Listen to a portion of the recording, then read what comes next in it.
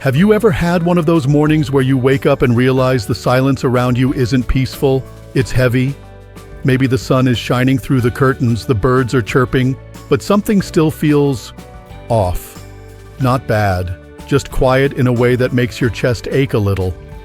If you've felt that, even for a moment, you're not alone. Living alone as we grow older is more common than ever, and while it offers freedom and independence, it also brings along some hidden challenges that most people don't talk about until it's too late. That's what this video is all about, those quiet challenges. The little things that, if we're not careful, can creep up on us and start chipping away at our health, our happiness, and our sense of purpose. But here's the good news. When you know what to watch out for, you can take simple, powerful steps to not just live alone, but truly thrive on your own terms. And that's what I want for you. So let's talk about some of the most common things to avoid when living alone in your golden years, starting with something that sneaks in quietly, but can change everything if we let it. One of the biggest dangers? Isolation. Not just being physically alone, but feeling emotionally disconnected from the people and world around you. It doesn't happen overnight. At first, the quiet might feel like a nice break. No one to interrupt your morning coffee. No one to clutter up your space. But then one day you notice, it's been a week since you heard a friend's voice. Or 2 weeks since anyone dropped by just to say hello. Days blend together and that sense of stillness that once felt peaceful, it begins to feel like loneliness. And that kind of loneliness can sneak into your bones and weigh you down. I remember reading a story from a woman named Ellen. She lost her husband a few years ago and started spending more and more time at home. At first, it felt manageable. But eventually, she said, even the TV in the background couldn't fill the silence. What helped her wasn't some grand solution. It was one small thing. She joined an online book club. Every Thursday, she'd log in, chat with a few people, and talk about the novel they were reading. It wasn't about the book, it was about being seen and heard again. That one small connection sparked something bigger in her life. She started saying yes to invitations, volunteered at a local food pantry, and slowly the quiet loneliness was replaced by laughter, by purpose, by life. So if you've found yourself drifting into isolation, start small. A weekly phone call with someone you care about. A local community group. Even a virtual meetup online. It doesn't have to be complicated. It just has to be real. Because connection isn't just good for the soul. It's essential for your health, your mood, and your overall well-being. Now, once we start feeling isolated, it's easy to let something else slip too, our health. When we live alone, there's no one around to ask, did you take your medication today? Or did you remember to book your doctor's appointment? It's easy to put off things we know we should do, especially when there's no one else watching. Maybe you've skipped a checkup here or there because, well, everything seems fine. Or maybe you used to take a walk every morning, but lately you've been telling yourself, I'll go tomorrow. Before you know it, those skipped days turn into weeks, and the healthy routines that once gave you energy and clarity start fading away. I remember a gentleman named Richard who shared his story with me. He said he used to be diligent about his morning walks. Rain or shine, he was out the door. But after he retired, and especially after his dog passed away, the motivation just wasn't there. A few days off turned into months. Then came the weight gain. Then the joint pain. It wasn't until his doctor warned him about rising blood pressure that he realized he needed to get back on track. But by then, it was a steeper hill to climb. The truth is, your health doesn't demand perfection. It just asks for consistency. If you find yourself slipping, forgive yourself, but also recommit. Set reminders on your phone if you need to. Put your medication by your toothbrush so you never forget it. Schedule walks at the same time each day, even if it's just a short stroll to the mailbox and back. Movement is medicine. So is routine. And both are easier than you think when you turn them into habits. And while we're talking about health, let's not forget about mental and emotional wellness. It's something we often overlook, especially when we're trying to put on a brave face. But living alone can sometimes stir up feelings of sadness, anxiety, or even fear, especially during times of illness or loss. And bottling that up, it only makes things worse. You are not weak for needing someone to talk to. In fact, being honest about your emotions is one of the bravest things you can do. Whether it's a friend, a therapist, a support group, or even a journal, find a way to release what's on your heart. Your emotional health deserves just as much care as your physical health. Because when your mind is at peace, everything else feels a little easier to manage. Let's pause for a moment here. Take a deep breath with me. In through the nose and out through the mouth. Good. That breath? It's a small gift to yourself.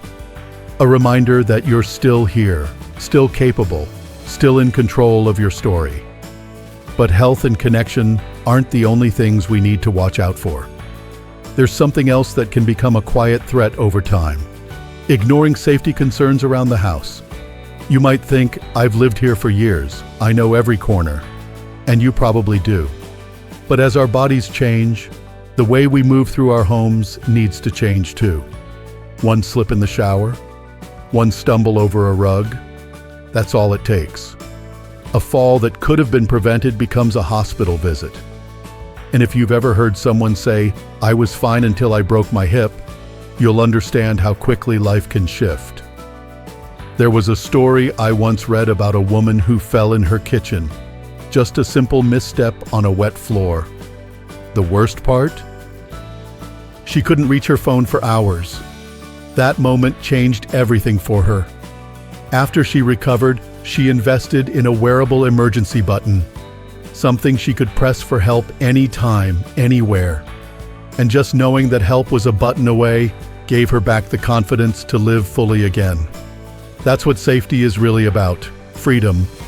It's not about living in fear or wrapping ourselves in bubble wrap. It's about creating an environment that supports us so we can move through our days with confidence. So if there's a dark hallway, install a light. If there's clutter near the stairs, clear it. If your bathroom feels a little risky, consider adding a grab bar or non-slip mat. These aren't just little fixes, they're acts of self-love. You deserve to feel secure in your home. You deserve peace of mind. And if there's something you've been meaning to fix but haven't gotten around to, this is your sign. Call someone. Ask for help. Get it done. Because your well-being is worth the effort. As we wrap up this part of our conversation, I want you to take a moment and think about your own space, your own routines, your own quiet moments. Are they lifting you up or slowly wearing you down? Remember, none of this is about being perfect. It's about being intentional. About seeing your independence not as a challenge, but as a chance to take even better care of yourself. You're not just getting by. You're choosing to thrive. And every small change you make today is a gift to the version of you waking up tomorrow. There's something beautiful about having your own space, isn't there? You get to choose your routine, decorate your home the way you like it, and live on your own terms. But here's the thing no one tells you. Sometimes, when no one's watching, we let things slide. And not just the big stuff. I'm talking about the small choices we make every day that quietly shape the quality of our life. One of those choices is what we eat, how we move, and the habits we build around our bodies. Living alone can feel freeing, but that freedom sometimes opens the door to unhealthy habits. Skipping meals, eating whatever's quickest, watching one more episode on TV instead of going for that short walk you promised yourself. It doesn't happen because we're lazy. It happens because comfort is easy and discipline is quiet work.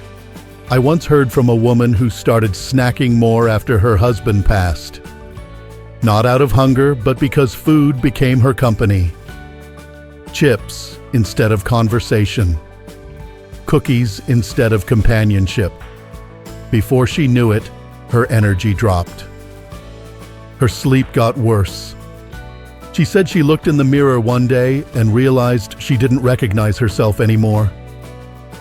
But the beauty of habits is that they can be changed, one little decision at a time. She started small, planning real meals a few days a week, drinking more water, replacing one processed snack with something fresh and simple.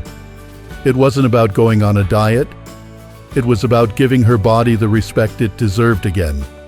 So, if you found yourself reaching for snacks more often than meals, or skipping that short walk around the block, be gentle with yourself. But also be honest. Ask, are these habits helping me feel alive, or are they holding me back? You deserve energy. You deserve strength. And most of all, you deserve to feel good in your own skin. Even little routines can anchor your days and lift your mood. Maybe you start each morning with a short stretch, or you take 5 minutes after lunch to step outside and feel the sunlight on your face. These aren't just tasks. They're gifts you give yourself. And over time, they build something beautiful, a life that supports you instead of slowly wearing you down. Now let's talk about another silent weight that many people carry without realizing it: the burden of the home itself. The house you've built so many memories in, where you raised your children, celebrated birthdays, hosted holidays, can quietly turn into something overwhelming when you're managing it all alone. It's not just the cleaning, it's the repairs, the yard work, the small tasks that used to feel easy but now leave you feeling exhausted. You might feel torn. The home holds your heart, but it also drains your energy. And maybe, just maybe, it's starting to feel more like a museum of the past than a place where you want to spend your future. I once read about a woman who tried to hold on to her large house after her children moved out. She loved the memories, the space, the comfort of familiarity. But as the years passed, the chores multiplied. The staircase felt steeper. The dusting never ended. And instead of enjoying her space, she began to dread waking up to another day of upkeep. Eventually, after much soul-searching, she made the difficult choice to downsize. She moved into a smaller home that was easier to manage. No stairs, no overwhelming yard, just peace. And do you know what surprised her the most? She didn't lose her memories. She carried them with her. What she lost was the burden. And in its place, she found freedom. Time to enjoy her hobbies. Energy to host friends. Space to breathe again. Now, downsizing isn't for everyone. Some people stay in their homes and simply get help. A cleaner once a week. A neighbor to help with the yard. Someone to fix things that need fixing. And that's perfectly okay. What matters isn't the size of your home. It's whether it supports your life or steals joy from it. If you've been holding on to your home out of guilt or fear or attachment, pause and reflect. Does your home feel like a place that nurtures you, or is it quietly draining you? You don't owe the past your exhaustion. You owe yourself peace. And while we're speaking of peace, let's talk about something deeper, something harder to name. That feeling, sometimes subtle, that starts to whisper, what's the point? The loss of purpose. The question we all face at some point, especially after retirement, after loss, or when the pace of life slows. When you live alone, it's easy to fall into a pattern of simply passing the time. One day blends into the next. Meals, television, errands, repeat. And somewhere along the way, you start wondering what your days are really for. But here's the truth that I hope reaches your heart. Your life still matters. Deeply. No matter how quiet your home is, no matter how many candles have been on your birthday cake, you still have wisdom to share, joy to feel, laughter to spread, and you still have purpose. Sometimes you just have to go looking for it in new places. Maybe it's a hobby you've always wanted to try, a skill you never had time to learn, a cause you care about but never explored. I heard about a gentleman who started learning Spanish in his 70s, not because he planned to travel, but because he wanted to keep his brain active. He said it made him feel young again, curious, like the world wasn't done offering him new experiences. Or maybe, like another woman I knew, you find purpose in giving back. She started volunteering once a week at a local shelter. At first, she worried she wouldn't be helpful, but over time, she became the heart of that place. Her kindness, her patience, her stories, she brought light to everyone around her. And in doing so, she rediscovered a light within herself. Purpose doesn't have to be big. It just has to be yours. Something that gets you out of bed with a sense of meaning. Something that reminds you, I still have something to offer. Because you do. You always have. And if that inner voice tries to tell you otherwise, gently remind it that your story is still being written. You are not done. There is still more life to live. More beauty to create. More connection to share. Living alone doesn't mean living without purpose. It means you get to choose what matters to you. And that, my friend, is a gift. So take a moment. Close your eyes. Ask yourself, what sparks joy in me? What have I always wanted to do but never had the time or courage to try? Now open your eyes and give yourself permission to begin. There's a kind of strength in doing things on your own. It's something you've probably developed over a lifetime, solving problems, making decisions, taking care of yourself and others. And now, as you live alone, that strength shows up in a quiet, dignified way. But sometimes, in the name of independence, we carry more than we need to. We say to ourselves, I've got it. I don't want to bother anyone. And before we know it, we've created a life that feels heavier than it has to be. Here's the truth. You don't have to do everything by yourself. Asking for help doesn't make you less capable. In fact, it makes you wise. It shows that you understand your energy is valuable and that you're allowed to spend it on the things that bring you joy, not just chores or worries. I think of a woman named Carol who told me how hard it was for her to ask her son to help with errands. She felt guilty, like she might be burdening him. But when she finally spoke up, he told her it made him feel closer to her.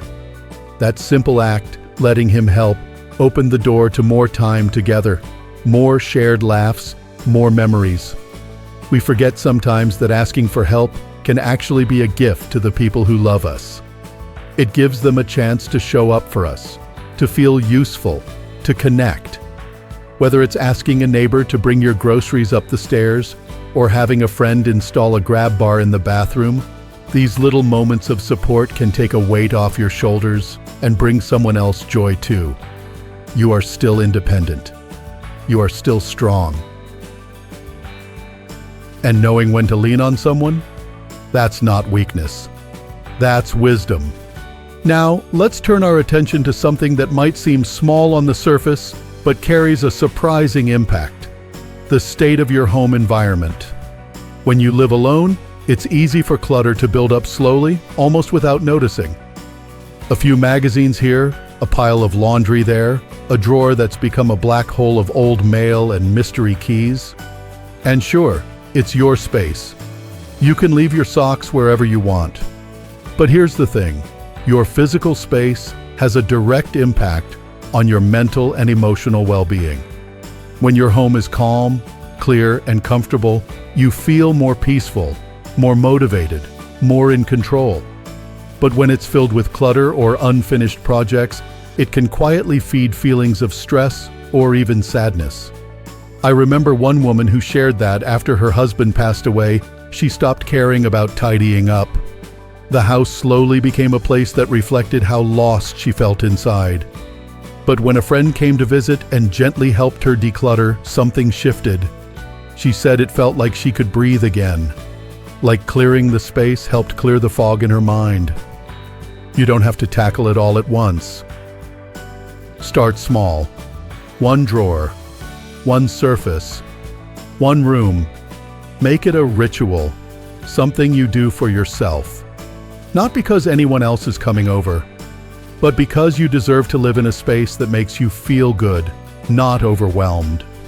And while we're on the subject of feeling overwhelmed, let's talk about time. Specifically, how easily it can slip away when you live alone. Maybe you've had those days where you wake up and wonder, what day is it again? When the schedule becomes loose, routines start to fade, and everything blurs together. This loss of structure can make even the most peaceful life feel aimless. But the good news is, a little routine goes a long way. Creating anchors in your day, whether it's morning tea at 9, a walk at noon, or reading before bed, gives your time shape. It helps you feel grounded, purposeful, and awake to life. One man shared that after retiring, he lost track of the days and felt like he was drifting. Then, he began assigning each day a small focus. Mondays were for laundry, Tuesdays were for the garden, Wednesdays for writing letters. It gave him rhythm, something to look forward to. And in doing so, he felt like time stopped slipping away from him. It started working with him again. You don't need a strict calendar, just enough structure to create comfort, a sense of flow, and maybe even a little joy in the everyday. But what happens when your space is tidy, your routine is flowing, and yet there's still a heaviness? Sometimes that heaviness comes not from the present, but from the past. From holding on to things out of sentimentality, old clothes, furniture, boxes of memories, that, while dear to us, begin to weigh us down over time. There's no judgment here. We all have things we hold on to because they remind us of someone we loved or a moment we cherished. But there's a difference between honoring memories and becoming trapped by them. When we fill our homes with things that no longer serve our life today, we create emotional clutter, not just physical clutter. I once heard the story of a woman who kept every piece of her late husband's belongings. Every shirt, every note, even old tools he hadn't used in years. Letting go felt like a betrayal. But over time, she realized that by keeping everything, she was stuck in a moment that had already passed. With the help of her family, she chose a few meaningful items to keep. The rest she passed on. And in that process, she said, it felt like a weight lifted. Not the memory of her husband, but the burden of the past. You can do the same. Keep what truly matters to your heart. Take photos of the rest. Share them with people who will treasure them. Because letting go doesn't mean forgetting. It means making room for new memories, new joy, and a home that reflects who you are today, not just who you were yesterday. And finally, let's talk about something many of us avoid until it's too late. Being prepared for emergencies. When we live alone, the smallest crisis can feel enormous. A power outage, a fall, a storm. The best thing you can do for your peace of mind is be ready before anything happens. A flashlight by the bed. A list of emergency contacts. Medication in an easy-to-reach place. These may seem like little things, but they're actually big acts of self-respect. Being prepared is a way of saying to yourself, I matter. My safety matters. I'm worth protecting. One man told me about a snowstorm that knocked out his power. He had food but no heat, no flashlight. His phone battery died. For 2 days he felt scared and cut off from the world. After that, he created a simple emergency kit. And just knowing it was there, it changed how he felt in his own home. More secure, more at ease. That's what we all deserve. To feel safe, to feel supported. Even if no one else is under your roof, you're not alone. There are people who care, people who can help. And most importantly, there's you, still learning, still growing, still showing up every day. So take a breath. Look around your home. Reflect on your routines, your health, your connections. This is your life. And it's not behind you. It's still unfolding. The small changes you make now can lead to more energy, more peace, more joy. You are not just surviving. You're creating a life that fits you, one step at a time. And if you found even one thing in this video that touched your heart or gave you a new perspective, I'd love to hear from you. Share your thoughts in the comments below. Tell me what spoke to you most. And if this message helped you in any way, please give it a like, share it with someone who might need it, and don't forget to subscribe for more heartfelt, practical content made just for you. You're not alone. You're valued. You're strong. And you deserve to live your best life, right here, right now. Here's to you and the beautiful life you're still creating.